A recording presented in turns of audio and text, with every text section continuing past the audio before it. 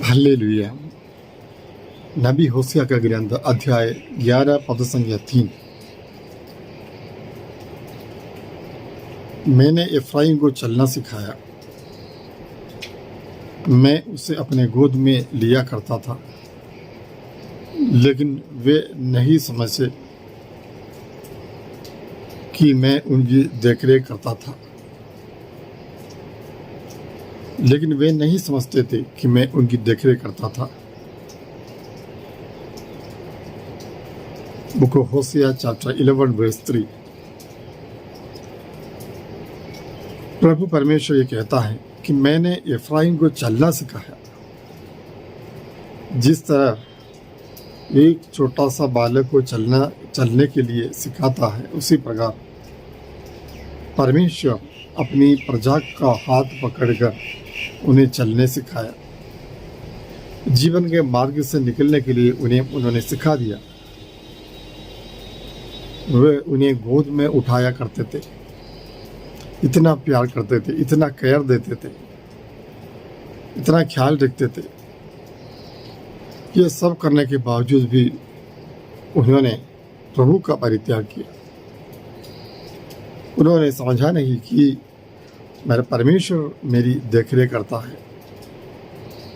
परमेश्वर की प्रजा ने ये नहीं समझ पाए कि परमेश्वर ही उनकी देखरेख करने वाला है,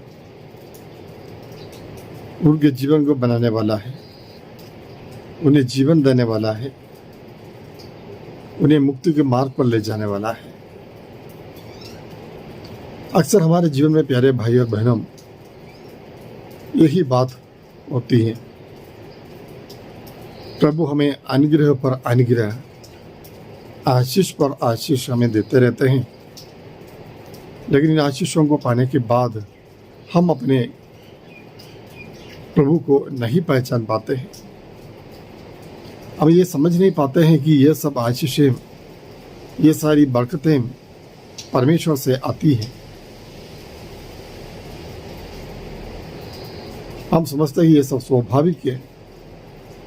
कुछ लोग कहेंगे बच्चों को बड़ा हो जाना स्वाभाविक है, मनुष्य होकर जन्म में आना और यहाँ पर जीवन यापन करना ये अत्यंत स्वाभाविक है, मामूली बात है।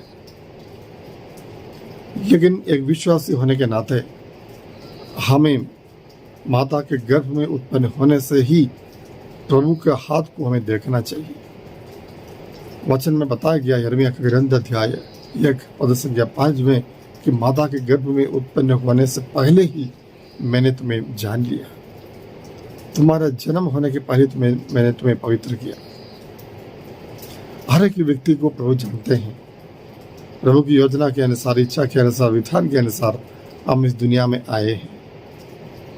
हमें हाथ पकड़कर चलना सिखाने वाला परमेश्वर जीवन में आने वाले समस्याओं को सामना करने के लिए, जीवन में आने वाले रुकावटों को पार करने के लिए प्रभु हमें सामर्थ्य देते हैं, वो हमें सिखाते हैं।